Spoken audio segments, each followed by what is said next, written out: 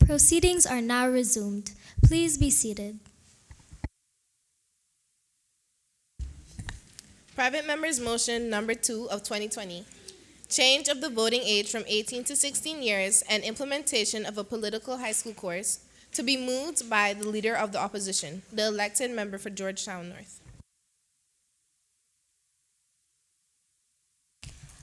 I recognize the Honorable Leader of the Opposition, the elected member for Georgetown North.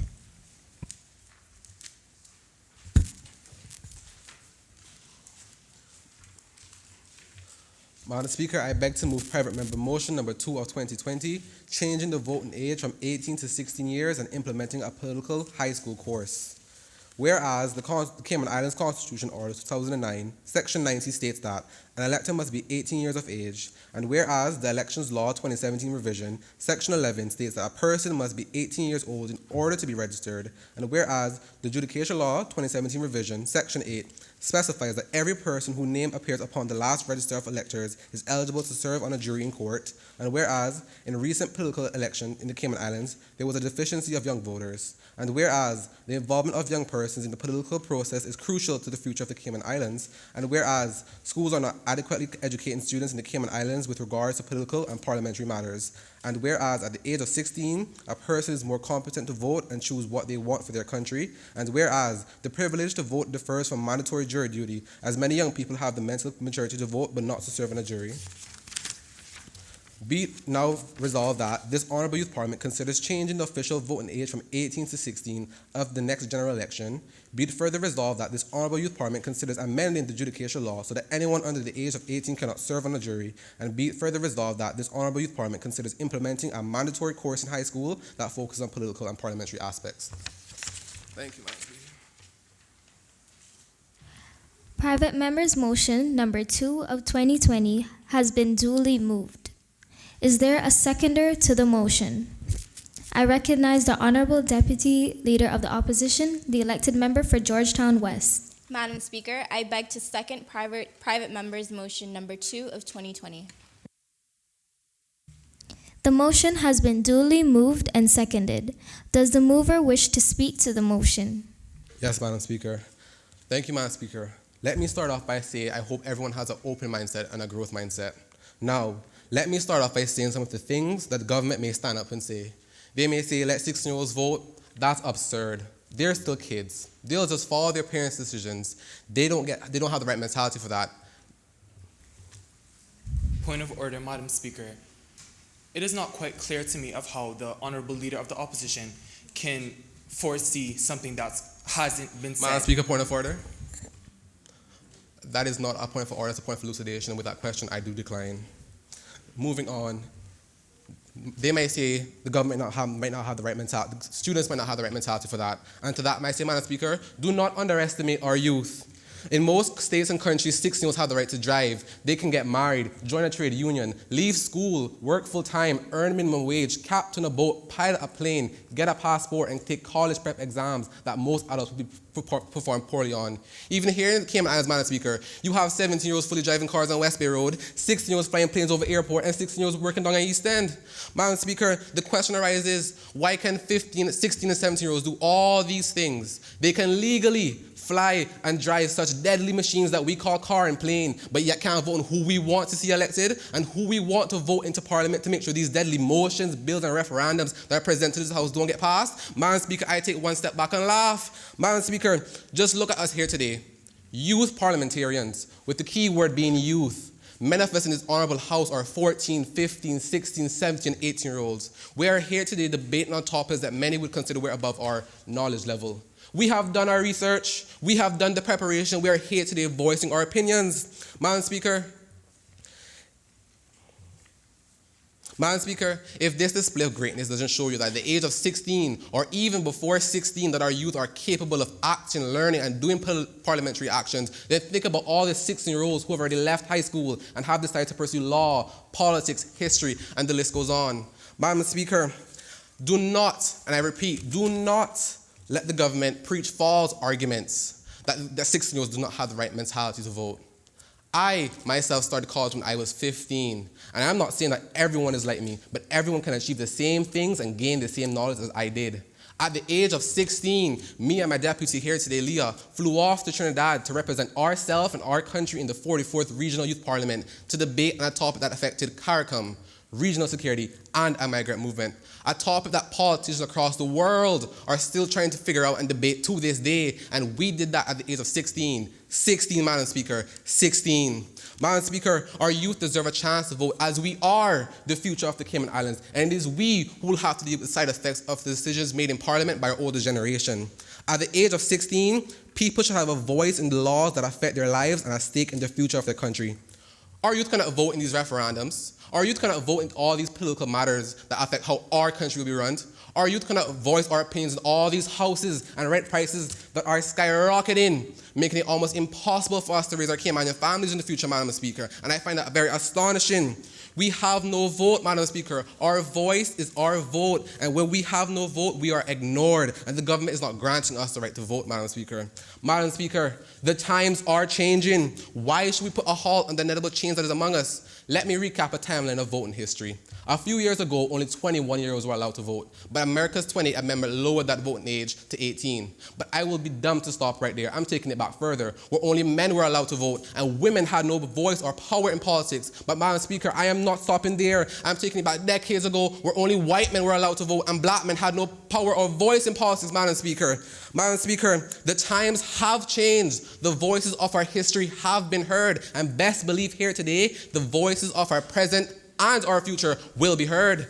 Madam Speaker, Argentina, Austria, Brazil, Cuba, Ecuador, just to name a few, all allow voting at 16s, and 3 cities in the US allow 16 and 17-year-olds to vote in local elections. Even our own mother country have extended voting rights to 16 and 17 years old following the Brexit.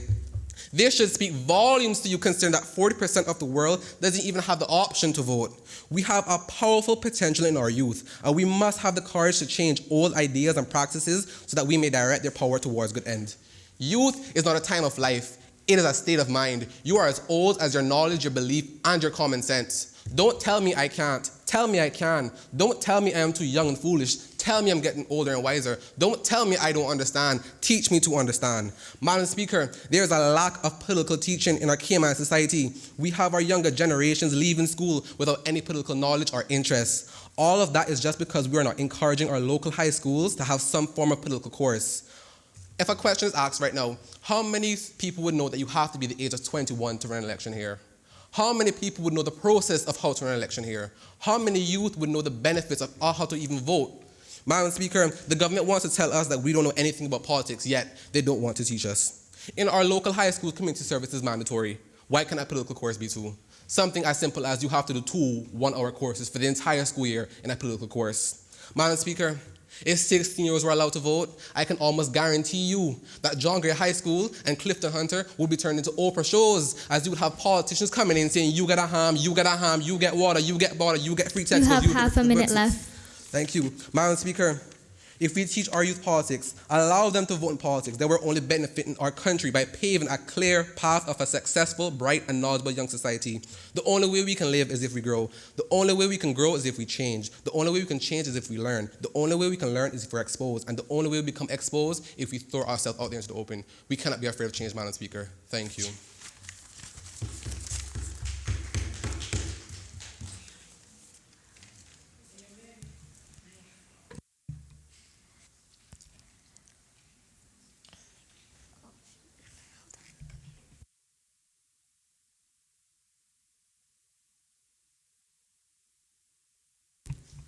Does any other member wish to speak?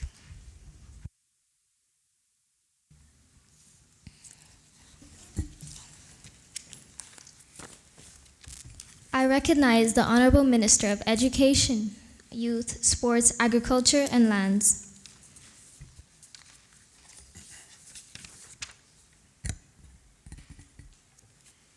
Thank you, Madam Speaker. I stand here today in this highly principled House of Assembly to voice my reasons on why I am opposing the opposition's motion.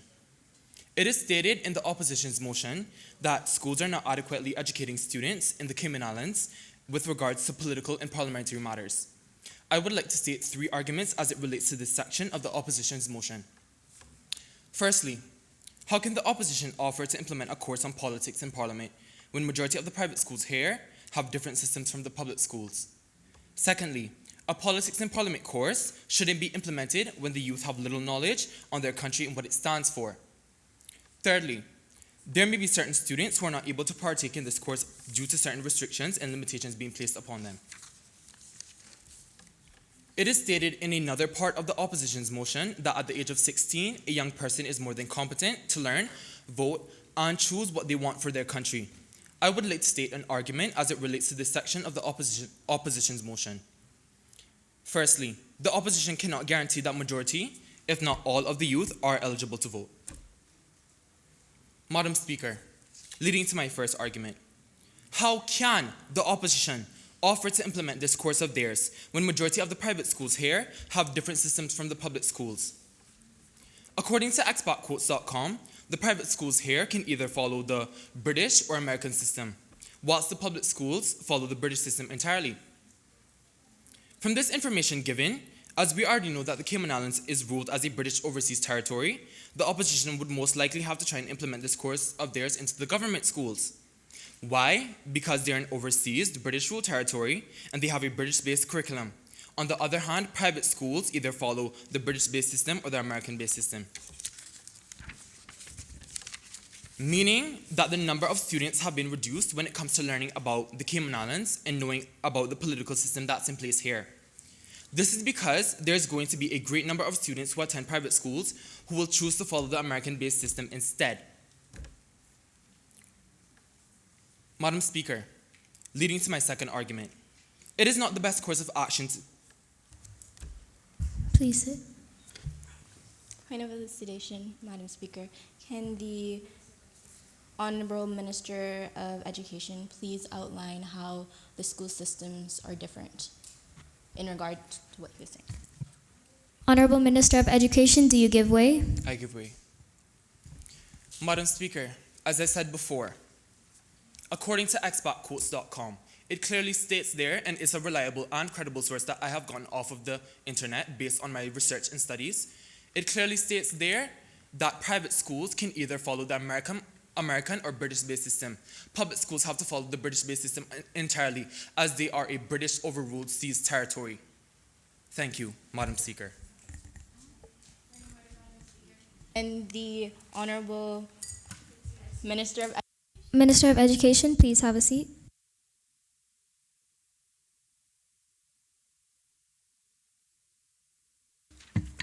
Honorable Minister of Education, can you provide a source to the table? Thank you, Madam Speaker. As I don't have a tangible copy right now, there is a source that I said before, expatquotes.com, so if the Deputy Leader of the Opposition would like to do research for herself, then she can willingly do so. Thank you, Madam Speaker. Madam Speaker, point of order. Since the Honourable Minister of Education does not have the tangible document, can you please withdraw the statement?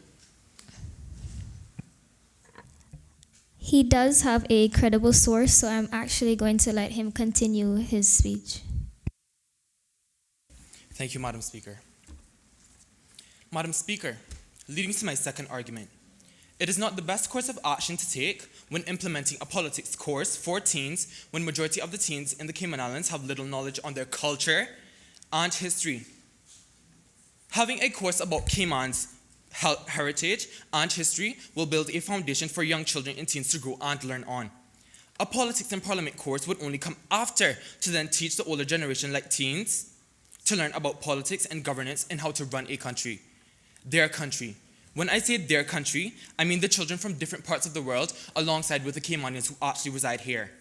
They're the future of the Cayman Islands. They're the ones to help this country flourish and keep on growing for the many generations to come. And then that responsibility will be left to them to uphold. Madam Speaker, leading to my third argument, there may be students who are not able to partake in this politics course due to certain restrictions and limitations being placed upon them. I wonder, has the opposition considered that these students may have mental illnesses, medical conditions, or a history of hereditary things passed down? Minister of Education, please sit down. Point of order, Madam Speaker. Why would having these things that he outlined restrict the students from being able to take these courses? Is that a point of order or point of elucidation?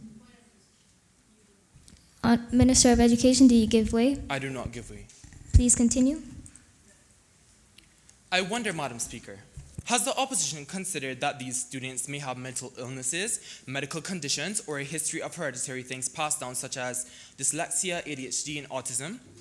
These factors that come into play will have a massive impact on the students. Has the opposition come up with a solution to this problem, if they have already thought of this, that is? Have they found a way to make this problematic situation fair? Have they put any thought into what should happen to other students who may not be able to partake in this course of theirs due to these restrictions and limitations being placed upon them? Madam Speaker, these factors should all be You have half a minute left. These factors should all be taken into consideration when implementing such a course that is supposed to be for the betterment of our country. Furthermore, the opposition cannot guarantee that majority, if not all of these teens who are 16 are eligible to vote and make decisions that will impact the country in a positive way. Meaning that the way of how these teens try to govern this country aren't impacted by negative emotions, depressive or impulsive states of mind, or corrupt people simply taking advantage of them. I'm certain that the opposition does not have any primary sources that they have collected from actually visiting schools and reassuring others that the 16-year-olds of this generation today are mature and grown enough to take on such an enormous responsibility. Your time is up. Madam Speaker, may I please finish my sentence? Under the standing orders, yes. With these reasons that have been listed, I stand to oppose this motion. Thank you, Madam Speaker. Does any other member wish to speak? I recognize the elected member for Georgetown South. Thank you, Madam Speaker. Madam Speaker, young people represent a great minority within this voting system. And like any other citizen of these islands, they form opinions on the politics and the policies, and they believe that they have something to contribute to the political discussion and system. So, I ask the question, why are they so marginalized by so much of their own community and by political candidates? It is time for young people of the Cayman Islands to be allowed to make the change in our islands, and we as leaders must create a way for them to do so. Madam Speaker, we have reached a crucial point in the history of these islands where controversial political movements and policies are coming into effect, reaching a record in our history.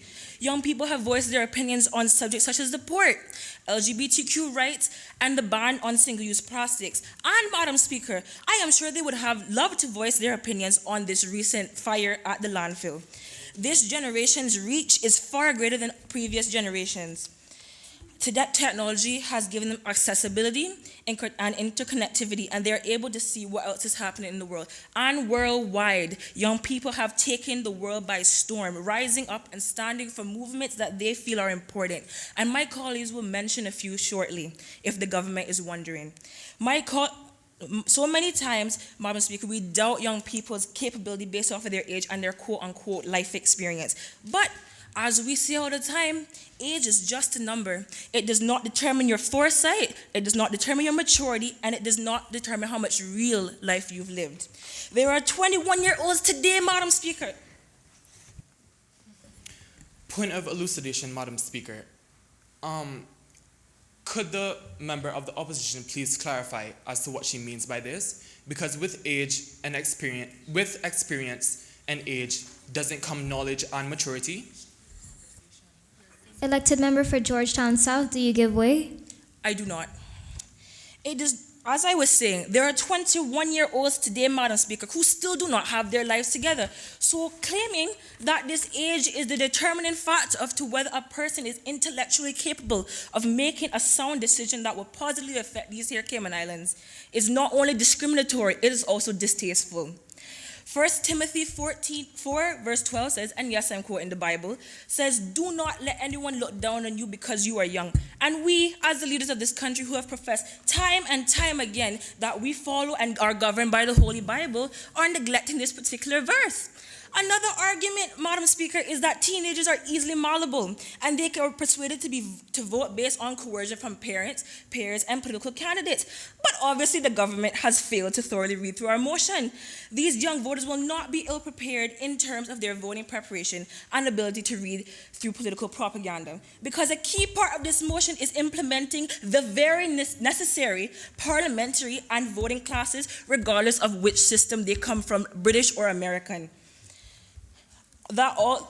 Elected member for Georgetown South.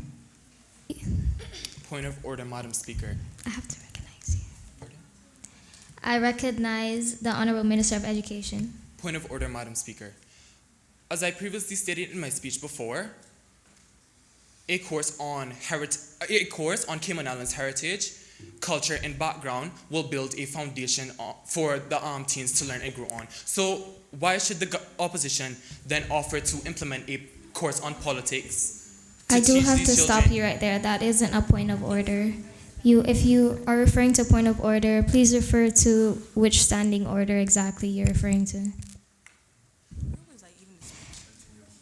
Elected member for Georgetown South, please continue. As I was saying, Madam Speaker, these classes shall be mandatory in every single school, regardless of whether they're British or American, because classes are different than system. And it will definitely, on this motion of all high schools, we cannot afford to inadequately and prepare our young people for real world issues. And that is my opinion, that regardless of whether or not we keep the voting age at 18 or we move it down to 16 years of age, we must prepare our children for the future, period. So for the government to deny us this motion, they are blatantly telling their young people. Elected member for Georgetown South, please have a seat. I recognize the Leader of the Opposition. Madam Speaker, I rise on a point of order. I refer my point of order to Standing Order 39C.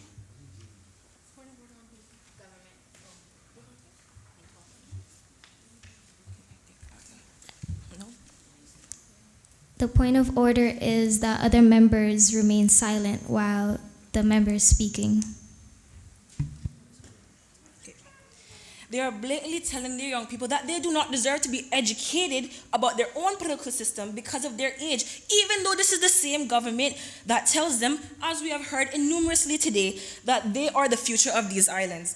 Additionally, Madam Speaker, young people are not even political candidates' demographic. If you look at the typical demographic that political candidates in the Cayman Islands lead towards, it is obviously the older generation, the elderly, not the young people. We say all the time that children are the future of the Cayman Islands. But I ask again, Madam Speaker, why do we treat them as if they aren't? Yes, we do have institutions such as Youth Parliament, but we must ask ourselves, what exact change are the young people making? Young people can only voice their opinions on certain matters, but that's it. And even after that, their opinions are filtered and edited after that. They do not make the change they want to see because they are basically being filtered and silenced by their own government. If young people are able to vote in things such as referendums, You have half a minute left. and elections, they will become the change, and they will become the future. If we do not change this voting age, we will quiet a group of individuals in this country from making a difference, which is the exact opposite of a democracy last time I checked. We will be leaving our future in the hands of those who do not see a future without them, and that is problematic.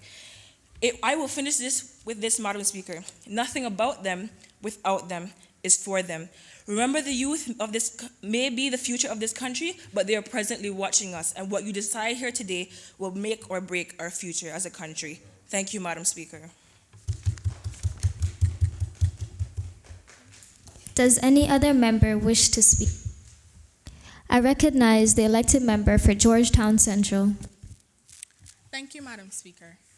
Madam Speaker, thank you for allowing me to speak in this honorable house. Madam Speaker, I want to start my debate with a verse from the Bible that states, "And a little child shall lead them." Madam Speaker, I know the government would like to suggest that 16 is not a mature enough age to vote. I intend to prove that you cannot judge maturity based on age. Madam Speaker, a great example of a mature young person, besides myself and my fellow colleagues on the opposition, is Greta Thunberg. If the government does not know who this is, then they really need to sit in the audience and not across from me. This young girl is actively fighting climate change by holding climate strikes. At her age, she has caught the attention of the UN and the President of the United States, and she was only 15 when she started this movement. Madam Speaker, And to add emphasis to my argument, she is also autistic. Madam Speaker, what we on the opposition is trying to do is not something that could be considered too drastic for our future's leaders of tomorrow to handle. Quite frankly, I think it's time we put some faith in our youth. Madam Speaker, might I just remind the government that we are not handing these 16-year-olds the voter's ID card blindly, but we are putting a course in high school so that they can have a better understanding of how the legislative and parliamentary procedures actually work. I know the government is going to talk about children who still behave irresponsibly at age 16, but so do the very adults. However, Madam Speaker, we have the reverse of that, which would be irresponsible people. Madam Speaker, that simply can't be the basis of the government's argument because it doesn't logically make any sense. Madam Speaker, there are people elected to the official legislative of the Cayman Islands who act less mature than a 16-year-old. Isn't this an example that maturity is a subjective matter? Do you know what the legal age to stay at home? Do you know that the legal age to stay at home in the UK is 13? Does the government know what is the legal age to travel on the airline? Madam Speaker, I wonder if the government even knows what the age of consent is. All of these are below the number of 18. Madam Speaker, can you imagine a 16-year-old can go to prison at age 16 but cannot decide their own political future? Madam Speaker, I rest my case. Thank you, Madam Speaker.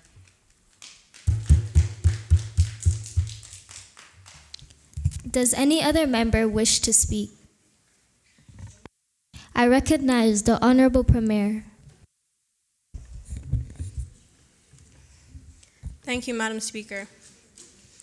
Madam Speaker, I stand here today to oppose this motion which opposition has brought forth, entitled Private Member Motion Number 2 of 2020, changing the voting age from 18 to 16 years and the implementation of a political high school course. Madam Speaker, I would like to address the whereas which states, and whereas at the age of 16, a person is more than competent to vote and choose what they want for their country. Madam Speaker, I do not support this statement. Section 90 of the Cayman Islands Constitution Order 2009 states that a person is eligible to be registered to vote if they are Caymanian and have attained the age of 18 years and are resident in the Cayman Islands at the date of registration and have been resident in the Cayman Islands for a period or periods amounting to not less than 2 years out of the 4 years immediately preceding the date of registration, or on the date of the issue of a writ ordering an election where they are otherwise qualified to be registered to vote, but they have not attained the age of 18 years, but they will attain that age on or before the date of the election. Madam Speaker, as noted, the Constitution Order clearly states that a person must be the age of 18 on or before the day of the election. There must be specific reasons why 18 is preferred age here in the Cayman Islands and in a lot of other countries. Madam Speaker, some people would say that 16-year-olds are mature enough to have the right mindset to vote, and others would say that 16-year-olds aren't mature.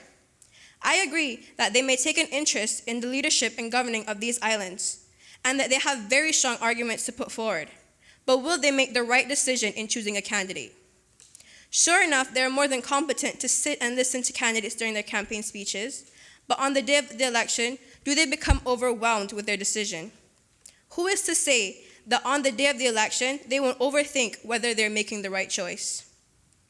And yes, many would say at the age of 16, teens are still living with their parents and could potentially be influenced by them on who to vote for.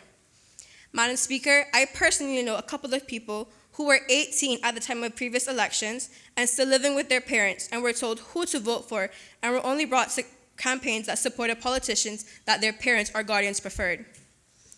Research fellow Mr. David Davenport at the Hoover Institution said, "My concern is if 16-year-olds were allowed to vote on any kind of broad scale, what we would actually be doing is bringing the least politically informed, the least politically experienced, the least mature in terms of making long-term judgments and trade-offs, directly into and potentially affecting our voter turnout and results."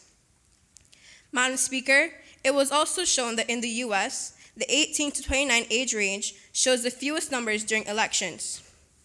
I myself spoke to teens who are 16 or who are about to turn 16 about what they thought about lowering the voting age. Many said they don't believe that 16-year-olds in the Cayman Islands are mature enough to vote and show an interest in political matters. So why should we, the government, allow young people who show no interest to vote for something that will greatly impact our country? Madam Speaker, another point I would like to address is the whereas, which states, and whereas the privilege to vote differs from mandatory jury duty, as many young people may have the mental maturity to vote but not serve on a jury. According to Cambridge Dictionary, a jury is a group of people who have been chosen to listen to all the facts in a trial in a court of law and decide if a person is guilty or not guilty, or if a claim has been proved. The Judicature law states that every person whose name appears on the last register of electors is under 70 years old is liable to serve on juries. So now my question is, if the opposition believes that 16-year-olds are more than competent to vote, how are they not mature enough to serve on a jury? How is it that they believe 16-year-olds can sit and make a decision which could affect the people, finances, and the entire country, but not make a decision that would more than likely affect maybe one or two people? So, Madam Speaker, although there are some compelling reasons to consider to lowering the voting age from 18, there are negative consequences for such action as well. One must ask if 16-year-olds are at a point where they are mature. Are they mature enough to serve on a jury? Minors, according to current laws, are not mature enough to take part in consuming alcohol or tobacco products, or to make other important You have content-based half a decisions. minute left. They lack the temperament. In a sense, is voting any different? Therefore, Madam Speaker, I beg the members of this honorable House to vote no to allowing voting age to be changed to 16. Thank you, Madam Speaker.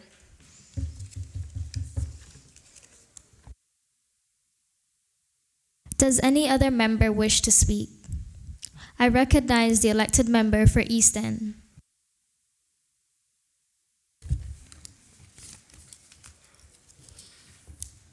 Thank you, Madam Speaker. I rise to speak on the opposition motion, in particular the introduction of a mandatory political high school course.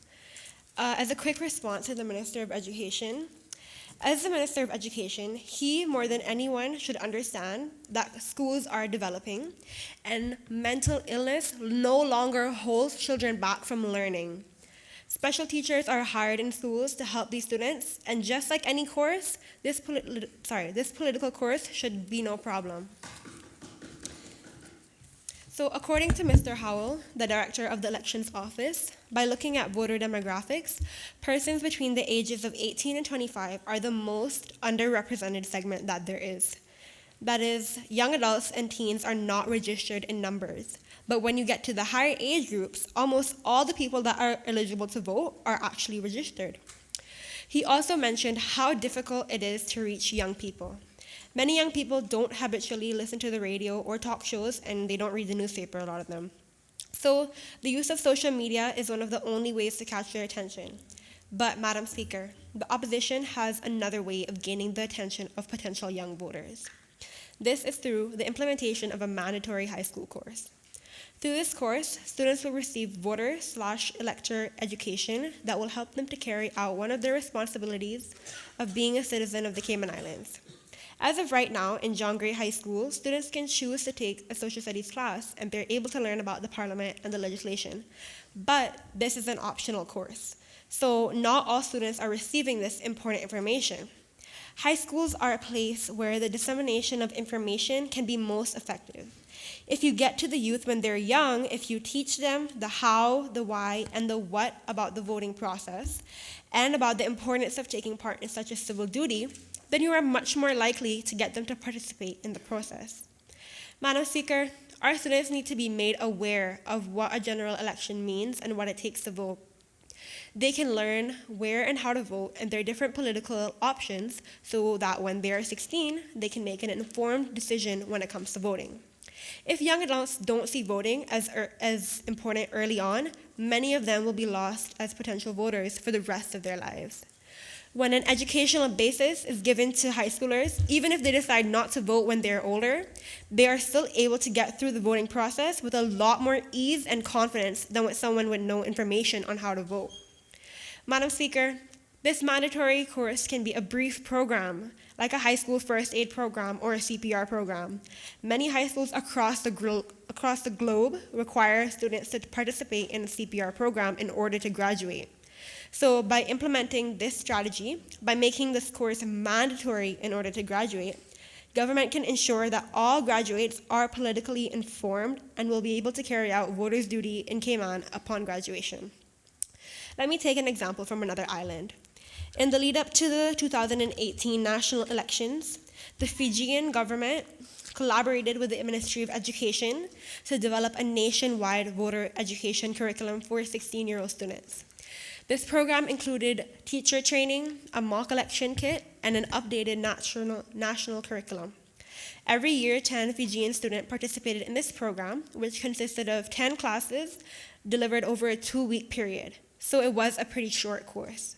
Some of their lessons included Introduction to Elections, Why Vote, and Mock Election. And according to the Fijian government website, the result of this one course is that each year about 16,000 young people in Fiji have the knowledge which will enable them to make a conscious decision to vote or not to vote when they reach the voting age. The duration of this course can definitely be up for debate and be further altered. But the content of this course is centered on political literacy, information on the political system of Cayman, and voter/elector guidance.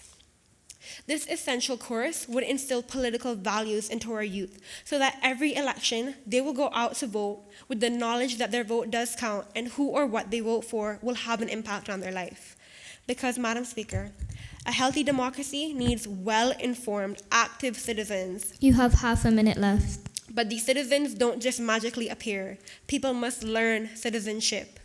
Guiding youth through the voting process is one potential step towards closing the age-related voting gap.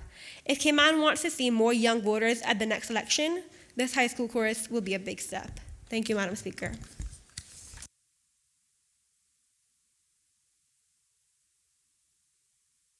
Does any other member wish to speak? I recognize the Honorable Deputy Premier.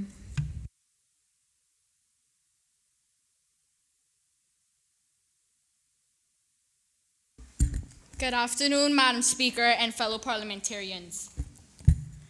Firstly, Madam Speaker, just because 16-year-olds do other tasks that 18-year-olds do, doesn't mean we should give them even more.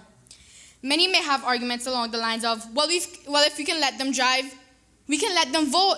But this argument like this can be reversed. Well, if we can let them drive, we can let them drink. But 16-year-olds aren't mature enough to responsibly drink and make certain decisions without parental consent, but they are responsible enough to choose the country's next leader, a decision that affects the future and society. Madam Speaker, if 16-year-olds aren't viewed as mature or responsible enough to buy or drink alcohol or even buy certain products or make decisions for themselves in certain fields, then they are not mature enough to choose this country's next leader.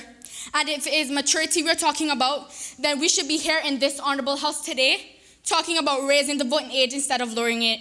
As according to social scientists Tang Wing Chang and Matthew Clayton, 16-year-olds would not be competent voters. Quote, research in neuroscience suggests that the brain, specifically the prefrontal cortex, is still undergoing major reconstruction and development during these teenage years and fully develops at the age of 25. And added that the prefrontal cortex is what enables us to weigh dilemmas, balance trade-offs, and in short, make responsible decisions. Madam Speaker, stated in the opposition motion is, whereas the privilege to vote differs from mandatory jury duty, as many young people may have the mental maturity to vote, but not to serve on a jury. 16-year-olds have the mental maturity to choose the country's next leader, but not to sit on a jury and make a conscious judgment. Madam Speaker, teen brains are still developing and may lack the full adult capabilities for long-term planning and thoughtful decision-making. That is why society rightly places limits on the rights of teenagers to consume alcohol and take part in other activities. We also acknowledge such reality when prosecuting teenagers for crimes they commit, enacting less harsh penalties that we do for adults. Madam Speaker, although not all but most 16-year-olds are either genuinely not interested in politics or aren't adequately educated on politics, and implementing a political high school course does not mean the youth will actually be interested in taking in such information for events such as voting. We can implement the course, but what would that assure us that they're able to make such decisions because they're educated on politics? At the John Gray High School, as part of the humanities, specifically the social studies syllabus, students are taught about government. But those same students, when asked, who is the premier of the Cayman Islands, cannot give you an answer.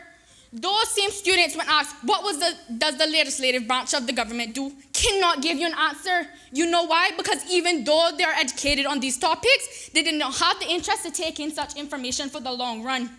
And in reality, Madam Speaker, most 16-year-olds are not interested in about who will be the next premier of the country, but when's the next party? Madam Speaker, many may voice that 16-year-olds are impacted by the law as much as 18-year-olds. Therefore, they deserve a voice. But should 13-year-olds, 12-year-olds, 14-year-olds, and 15-year-olds get a chance to vote because laws on school policies affect them too? Should toddlers get the right to vote because the laws on health services affect them too? No, Madam Speaker. A study published by the National Center for Biotechnology Information, where subjects were 3,600 males and females aged between 10 and 30, concluded that resistance to peer pressure actually increases linearly from age 14 to 18, regardless of an individual's ethnic and socioeconomic background. This study proves that peer pressure would impact a 16-year-old more than an 18-year-old, meaning that with lowering of the minimum voting age, many biased votes would be cast. We do not know the extent that these young voters will be externally influenced. In conclusion, Madam Speaker, I will not be ignorant to the fact that yes, we have a few 16-year-olds that have the political knowledge or possess the capability to make such decisions, but that is only such a few. And yes, everyone appreciates youthful enthusiasm, but we are wise to acknowledge that most 16-year-olds are not ready for such a privilege such as voting and should not be making decisions for the country as a whole. 16 is perfect for the proms, not the polls. Thank you, Madam Speaker.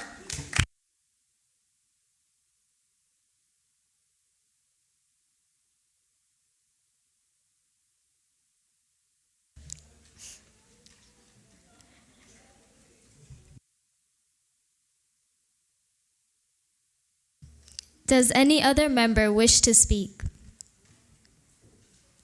I recognize the elected member for Prospect. Thank you, Madam Speaker. Good afternoon, fellow parliamentarians. I stand today in support of the motion presented by the Leader of the Opposition, which reads, this House considers lowering the voting age from 18 to 16 and implementing a mandatory high school political course. My argument will be on the basis that there is a generational gap in the interests of voters. According to theguardian.com, and I beg to lay this on the table before anybody asks me for my source.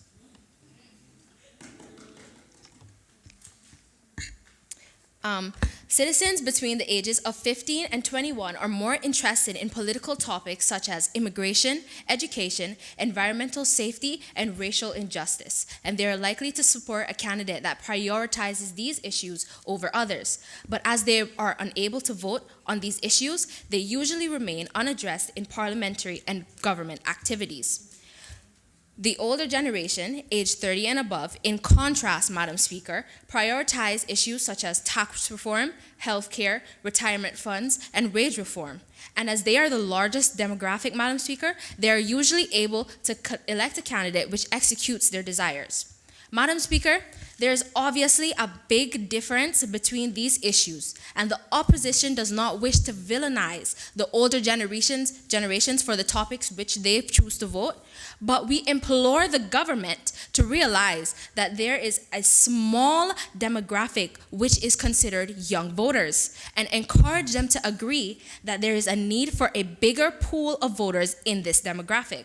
And by supporting our motion, they have the ability to support and give voice to our young people here in the Cayman Islands. The government absolutely cannot argue that the youth of Cayman is uninterested in the current parliamentary activities. This can easily be debunked by the many protests and campaigns which were formulated by youth organizations in opposition to the building of the port birthing facility. This especially shows that the youth, and many of them, have the desire and drive that it takes to be a voter here in the Cayman Islands. Young people are our future, Madam Speaker, and any long-term decision made in Parliament will be affecting them. So why shouldn't they have the opportunity to vote? Shouldn't we let the people being affected have some say in what's going on? Point of elucidation, Madam Speaker. Elected member for Prospect, do you give way? I do not. The opposition's motion, Madam Speaker, will not only be beneficial to the younger generation, but also to the older generation, as they can be more aware of what's going on and what matters to the future of this island. The older generation has had the voting monopoly for too long, Madam Speaker. It's time to give our youth a voice. Thank you, Madam Speaker. Does any other member wish to speak?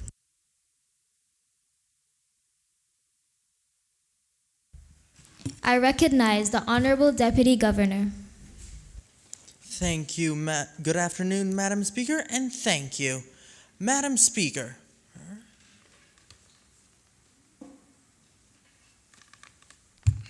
Thank you. Madam Speaker, I rise to give a short contribution to private members' motion number 2 of 2020. This motion is essentially seeking to change, amend, and implement 3 things, Madam Speaker, namely to change the official voting age from 18 to 16 years, amend the judicature law, and to implement a mandatory course in high schools that focuses on politics and parliament. Madam Speaker, with regards to the first resolve, which addresses the voting age, I would advise that the age remains at 18, as changing it would place an additional strain on the civil service. In particular, the elections office, which is already stretched close to or past its capacity. Furthermore, it would be a challenge to avoid outsourcing and backlog due to the need for verifying, inputting, and publishing the information for an additional demographic of the population. This leads me, Madam Speaker, to the second resolve of the motion before us, which addresses the judicature law. This resolve is asking that anyone who is under the age of 18 not be selected or allowed to serve on the jury. I would just like to quickly remind the opposition and the listening audience that as it currently stands, only those who are in good standing with the law and on the register of electors can be a juror. Madam Speaker, based on the wording of this motion, I can only assume that opposition is being presumptuous in thinking that this motion will pass and that the age of voting will change from 18 to 16. If that is the case, Madam Speaker, are we then to conclude that at the age of 16, one is mature and knowledgeable enough to vote and have an impact on our islands, but not on the life of an accused? If so, Madam Speaker, it begs the questions. How does one measure a citizen's level of maturity? And when it comes to balancing voting against someone's life or freedom and voting on the future leader, which takes precedence?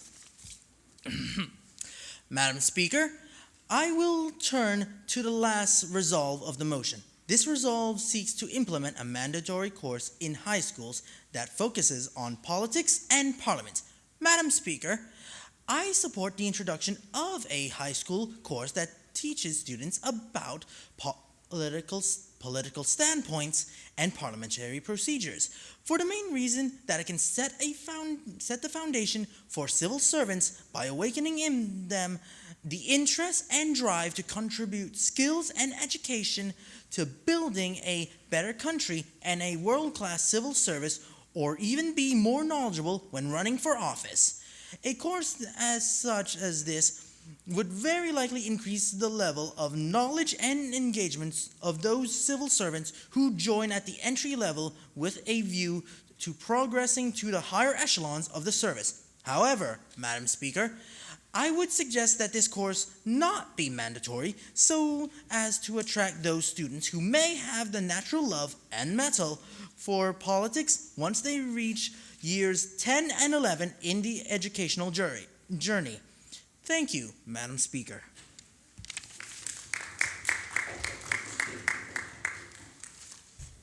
Does any other member wish to speak? I recognize the Honorable Attorney General.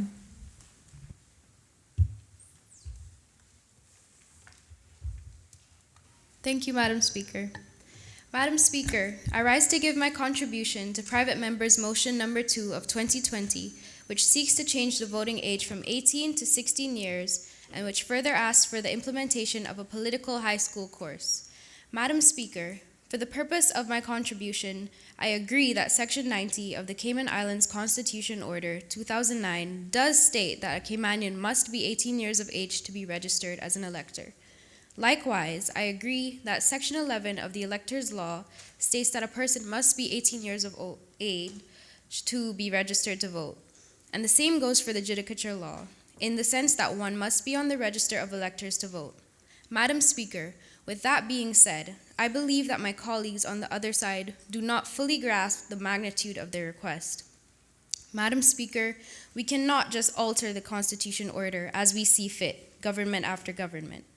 The Constitution order is the highest law of the land, and in order to make such amendments, we would have to seek approval from the United Kingdom.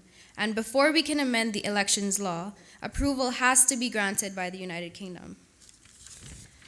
Madam Speaker, it has not gone unnoticed to me that the opposition pointed out in their motion the Constitution order, the elections law, and the Judicature law, which all states that the respective age of consent is 18 years. However, Madam Speaker, they conveniently omitted to mention the marriage law, which presently states that to get married, the age of consent is 18, but 16 with parental consent. Does that therefore mean that without parental consent, a 16-year-old is conveniently not mature enough to make serious, personal, and life-altering decisions, like choosing who they want to spend the rest of their lives with? If so, how can they propose to make decisions that impact national outcomes? Madam Speaker, according to Section 2 of the Children Law, a child is defined as a person under the age of 18.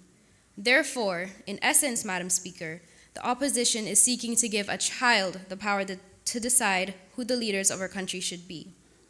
On February 25, 2020, the Department of Children and Family Services was contacted to clarify what age children are encouraged to leave the family home. It was informed that it was age 18. So you see, Madam Speaker, at the tender age of 16, they are not encouraged to live unaccompanied. Yet, the opposition is seeking to give 16-year-olds the power to vote and elect our future leaders. Madam Speaker, after reading and analyzing the private member's motion before us, I did some research and found that of 237 countries, only 9 of those countries had age 16 as their voting age. And as stated by opposition earlier, included in these 9 countries were Nicaragua, Ecuador, and Cuba. Now, Madam Speaker, considering Nicaragua's current state of affairs, could it not be stated that perhaps a contributing factor of their social and political unrest is giving 16-year-olds the power to choose their leaders? Madam Speaker, many 16-year-olds do not understand or even care for politics, but instead are more interested in social events, social media, and the latest gadgets. Which leads me to my next point, Madam Speaker. While I do agree that it is more than possible for government to try and find a way to implement courses in high school that focuses on politics and parliament, I would like to point out that the schools will not be able to teach everything about politics. Therefore, students will have to additionally take the initiative to listen to talk shows, read the newspapers, and attend public meetings that are held by potential candidates to educate themselves and convince the government that they are responsible citizens and can make informed decisions. Thank you, Madam Speaker. Does any other member wish to speak? I recognize the Honorable Deputy Leader of the Opposition.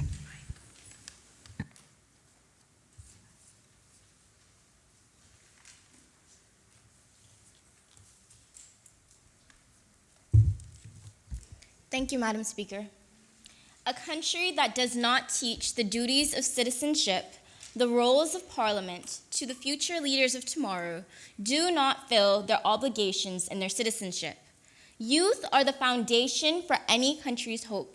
When given the right opportunities, they can contribute to long-term workforce constituting the sustainability of a nation's achievements. Madam Speaker, I believe that government should want that.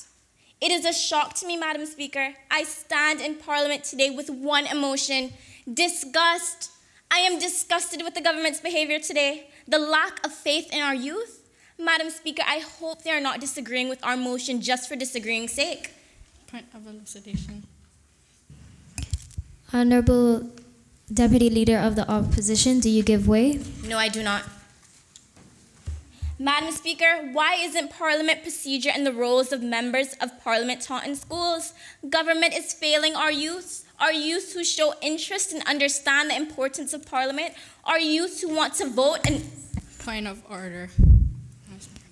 I recognize The Honorable Deputy Leader of the Opposition stated that the youth are not educated on the roles of Parliament and the government when in classes such as social studies from CXC syllabus, they are actually taught about politics and government. If you like a copy of the syllabus, I'd like to put it on the table. Madam Speaker, I retract my statement. May I resume? You may resume. Our youths who want to vote and want to be a part of choosing who they believe is fit to run their country, and believe it or not, they will be living in this country and will be vastly affected in the long run by the decisions that are made.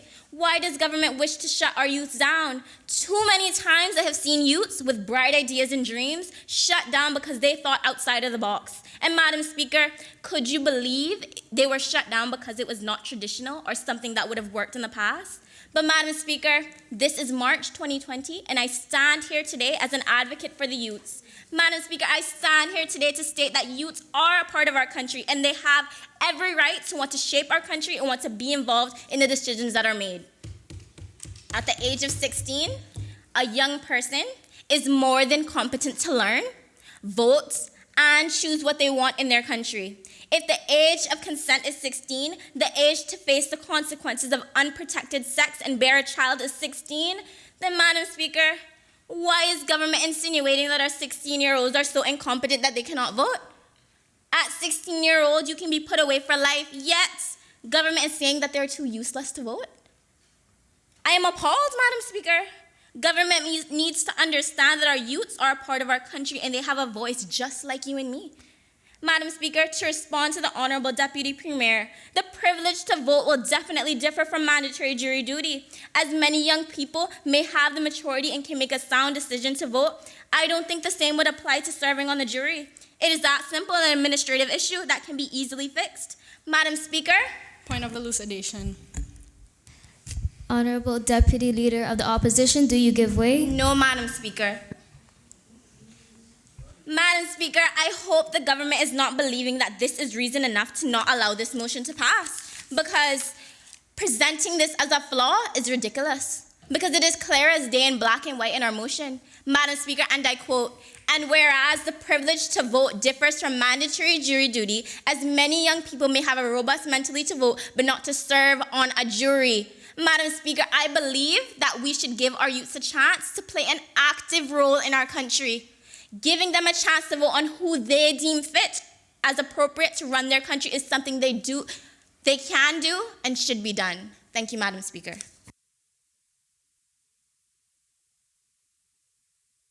Does any other member wish to speak? If no other member wishes to speak, I will ask the Honorable Leader of the Opposition, the elected member for Georgetown North, to exercise his right of reply. Thank you, Madam Speaker. Madam Speaker, I exercise my right of reply by first saying that the theme of this Commonwealth is delivering a common future. The youth are our future.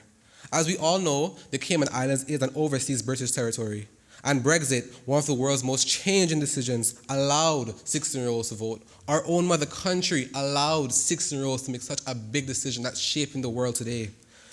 Madam Speaker, to continue, the Scottish Independent unanimously voted that 16-year-olds should vote, and they did vote. Madam Speaker, like I said before, the children are our future, and for the Honourable Minister of Education to doubt our youth brings tears to my eyes. Madam Speaker, who is the Honourable Minister of Education to doubt one's disability? It doesn't matter whether they're a disability or not. They can vote. Like my lovely opposition member said, Greta Thunberg, and autistic person change the world by voting strikes. Madam Speaker, how will it look if the government is doubting our youth, telling them that we aren't capable of voting, and that is not right? Madam Speaker, let me point out this. After my lovely opposition member Zaria spoke, I could not help but notice the Deputy Premier applauding her, their Deputy Premier applauding her. Madam Speaker, the Premier said we are bringing the least politically informed persons. But they did not read our motion. We are bringing this political course so they can be informed. The Premier asking, are they mature enough to be served on a jury?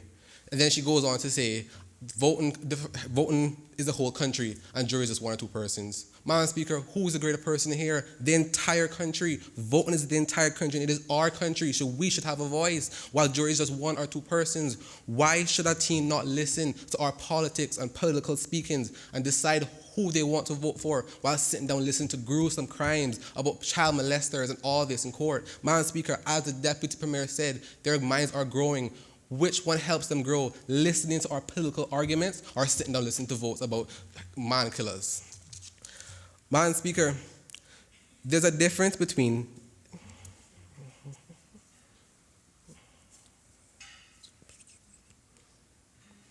give me a second. Madam Speaker, the Premier also said that they are not interested. What is there to be interested about when there is no political high school course? There's nothing to be interested about. That's like being interested in a plate of food that has no food on it. Madam Speaker, yet I have to acknowledge this fact. When it comes on to regulating e-cigarettes, all the government wants to say is the youth are our future. But when it comes on to voting and giving our youth a chance to vote, they're all quiet like a mouse. Madam Speaker, after the Deputy Premier applauded our opposition members on our speeches, she went now to stand up and go against us. It's clear that she is confused. Madam Speaker. Point of order, Madam Speaker. I was simply brushing off my skirt. Thank you. You can't both be standing. Go on. Madam Speaker, from applauding us to go against us, to brushing off her skirt, she's trying to just brush off this motion. And Madam Speaker, we will not allow that. The Deputy Mayor said that the teens aren't capable for politics. They should focus on being in the proms and not the polls. Madam Speaker, this can be the same thing for women. A few years ago, men said... Point of order. I did not say they should be focusing on the prompts. I said they should be in the proms. Okay, all of you cannot be standing at the same time. Sorry. Please sit down, Leader of the Opposition. Continue what you were saying. The Honorable Leader of the Opposition clearly stated I said that they should be focusing on the prompts when I did not say so. Madam Speaker, I will not withdraw my statement due to the fact that I said, the Deputy Mayor said that it should be in the proms and not the polls. And as I continue, this can be same towards women. Because in the past years, they told women they should stay in the house and not the government. But look at the times, Madam Speaker. The times have changed. We have our own national hero, Ms. Sylva McLaughlin, our first Speaker of the House, changing that, pushing towards female voting. So why can't 16-year-olds push towards being able to vote and depend on what we want in our country? Madam Speaker, the Attorney General said that we have to ask the UK for permission. If the UK can grant 16-year-olds the right to exit Brexit, then they most likely would give us the right for 16-year-olds to vote here. Madam Speaker, in the US, colleges and high schools, a political course in American history is mandatory. So why can't Cayman have it too? The government preach about all American this and all American that, like US Congress in their motion, but yet can't preach it for us. Madam Speaker, that makes no sense. Madam Speaker, it is clear that the government does not want to pass this motion and their minds are so congested. That is why I have been forth and brought some Pepto-Bismol to clear their mind, Madam Speaker. And with that, I rest my case. Thank you, Madam Speaker. Point of order, Madam Speaker. I will ask the Honorable Leader of the Opposition to please be respectful and withdraw that statement.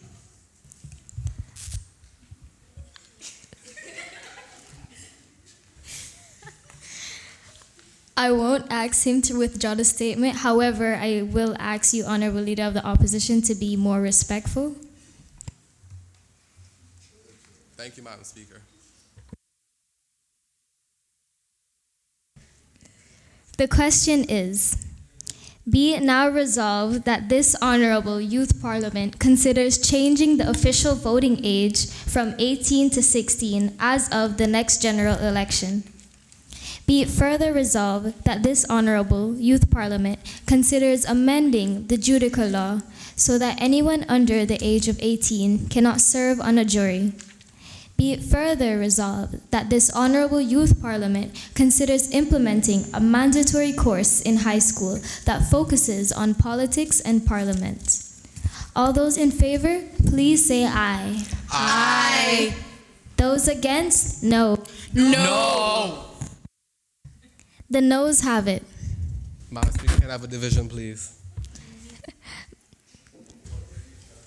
I recognize the Honorable Leader of the Opposition. Madam Speaker, for the future of the Cayman Islands, can I have a division, please? Madam Clerk, please take the division. Honorable Chanel Martinez. No. Honorable Carolyn Reyes. No. Honorable Jamar Smith. No. Honorable Jasmine Robinson. No. Honorable Sharika McPherson. No. Honorable Marcus Lawrence. No. Honorable Christopher Ferreira Sanchez. No. Mr. David Tibbetts. No. Miss Allison Flores. No. Mr. Zachary Allen. No. Honorable Rion Porter. Aye. Miss Leah Robinson. Aye. Miss Gabriella King. Aye. Miss Zaria Truman. Aye. Miss Manusri Pabakar. Aye. Miss Naja Beach. Aye. Miss Crystal Garo Prado. Aye.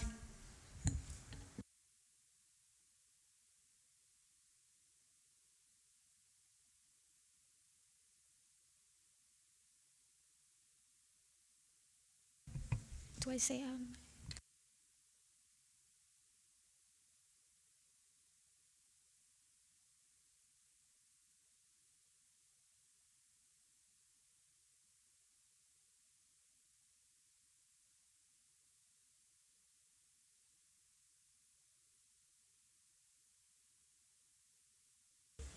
Madam Speaker, point of order.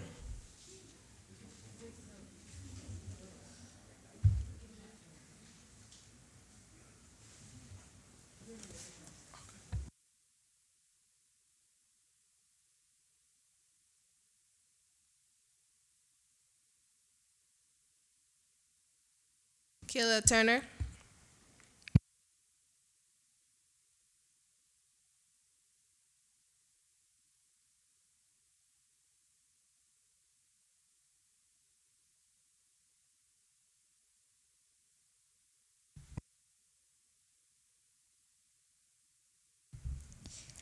The result of the division is 7 ayes and 10 noes with 1 absentee.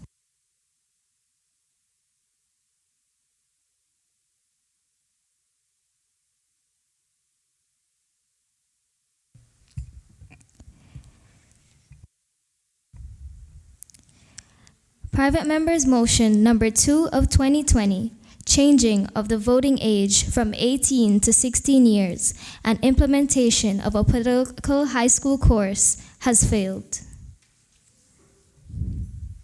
That concludes the proceedings of this Honorable 13th Youth Parliament. I will now call on the Honorable Premier to move a motion for the adjournment. Madam Speaker, I move the adjournment of this Honorable 13th Youth Parliament, signed die. Madam Speaker, before you put the vote on the motion, I wish to express a vote of thanks.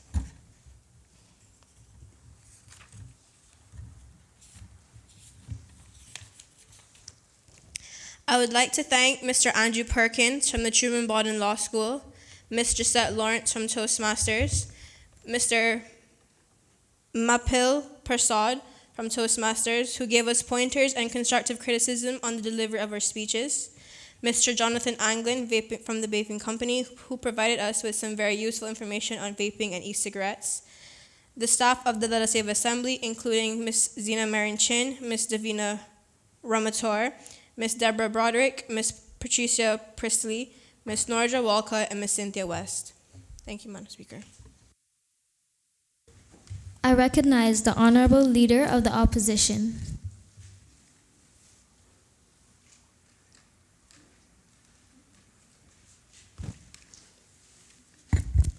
Madam Speaker, on behalf of the opposition, I would also wish thanks to Mr. James Gary, the Youth Assembly, Mr. James Mal, Youth Assembly, Mr. Donovan Ferron, Deputy Clerk of the Courts, Mr. Wesley Howell, Chief Elections Officer. I would also like to extend a personal thanks to all the parents that came out today, all the supporters in the stand, and I would also like to big up some of my opposition members, Leah, Gabriella King, Zaria, Manu, Naja, Crystal, and I would also like to big up some of the opposition members, the government members, Chanel, Carolyn, Jamar, Jasmine, Sharika, Marcus, Christopher, thank you guys, Maxwell, Lori, Zachary, Allison, David. I got them all right, Madam Speaker. I would also thank Mr. Kenneth Bryan for helping us out during the days, Ms. Zena Marin Chin for providing us, and the author CPA body, Ms. Barbara Chin. And I would also like to thank God for letting us to be here today. Thank you.